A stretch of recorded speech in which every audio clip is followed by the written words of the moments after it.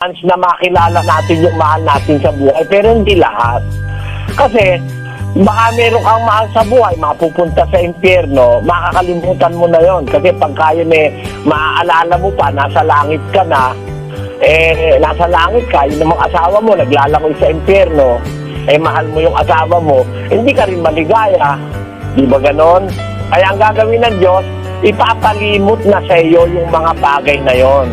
Basahin natin sa isang talata ng Isaiah sa Kapitulo 65, versikulo 17. Sapagkat narito, ako'y lumilikha ng mga bagong langit at ng bagong lupa, at ang mga dating bagay ay hindi maaalaala o mapapasaisip man.